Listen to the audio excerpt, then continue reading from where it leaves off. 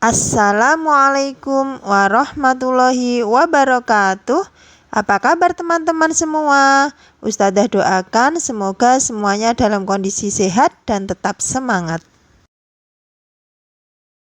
Alhamdulillah, bersama Ustadzah Laila hari ini insya Allah kita akan belajar IPA, melanjutkan bab 4 sebelum UTS. Nah, kali ini kita akan membahas tentang penerapan listrik statis dalam kehidupan sehari-hari. Kelistrikan pada sel saraf. Teman-teman, pernahkah kalian dicubit kemudian merasakan sakit? Nah, ternyata rasa sakit muncul karena kulit kita menerima rangsangan berupa cubitan. Rangsangan ini selanjutnya diubah oleh sel saraf dalam tubuh kita menjadi impuls atau sinyal pada sel saraf. Namun, kelistrikan pada tubuh hanya berkaitan dengan komposisi ion yang terdapat dalam tubuh, bukan seperti rangkaian listrik.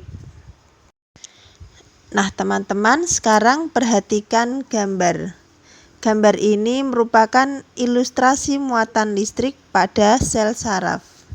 Sel saraf menghantarkan impuls karena terjadi pertukaran ion-ion di dalam dan di luar membran sel saraf. Pertukaran ion tersebut tidak dapat terjadi begitu saja tanpa adanya rangsangan. Rangsangan yang cukup kuat dapat mengaktifkan pompa ion, sehingga menyebabkan terjadinya pertukaran ion.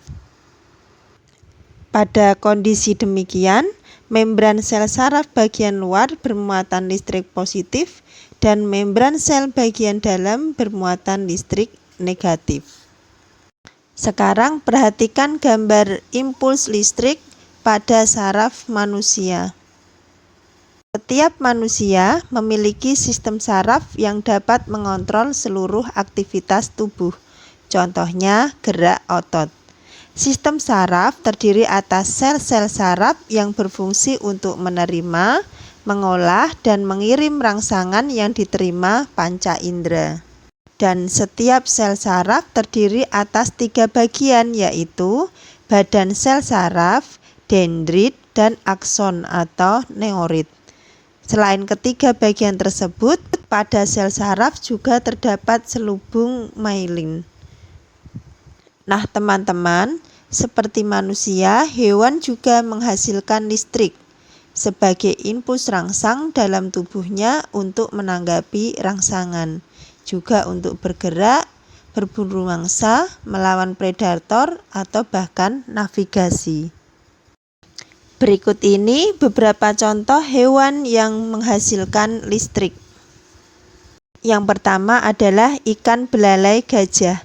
Ikan belalai gajah memiliki mulut yang panjang menyerupai bentuk belalai gajah.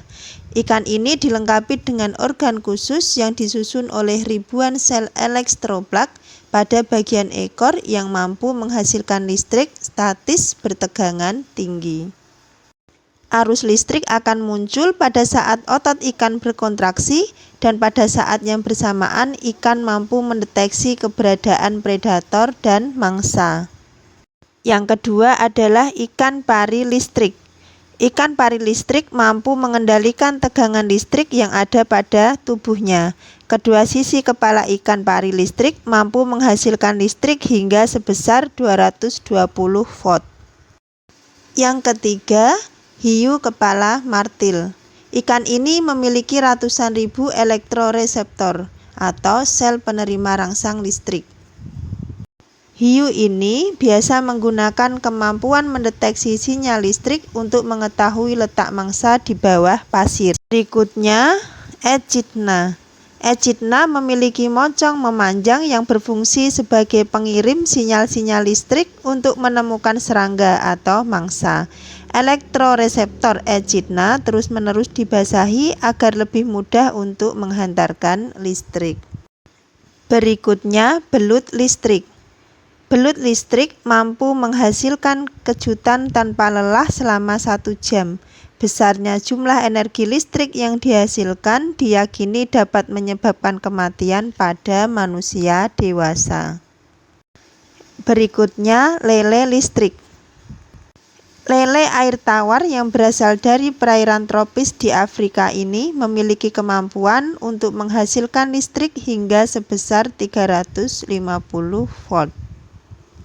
Nah, teman-teman, itu tadi beberapa hewan yang mampu menghasilkan listrik dengan tegangan tinggi.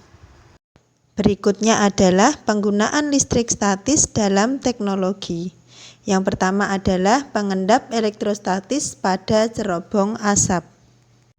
Berfungsi untuk membersihkan gas buang yang keluar melalui cerobong asap agar tidak mengandung partikel-partikel kotor yang dapat mencemari udara.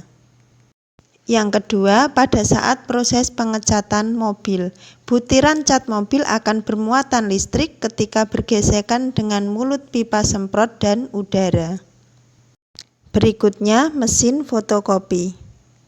Komponen utama pada mesin fotokopi yang menerapkan listrik statis adalah penggunaan toner atau tempat bubuk hitam halus. Berikutnya, printer laser. Mesin ini bekerja dengan menggunakan muatan listrik statis. Berikutnya, elektrokardiograf. Alat ini untuk melihat perubahan jantung pada manusia. Alat ini menggunakan listrik statis. Nah, teman-teman, itu tadi beberapa alat yang dalam penggunaannya menggunakan muatan listrik statis. Nah, teman-teman, itu tadi materi kita hari ini. Insya Allah bab 4 sudah selesai. Silahkan materi hari ini ditulis di buku tulis sebagai catatan kalian, kemudian dijabrikan ke Ustadzah Laila. Dan alhamdulillah kita akhiri pembelajaran kita hari ini dengan membaca hamdalah, istighfar, dan doa penutup majelis. Sekian dari Ustadzah Laila, mohon maaf jika ada kekurangan atau kesalahan. Wassalamualaikum warahmatullahi wabarakatuh.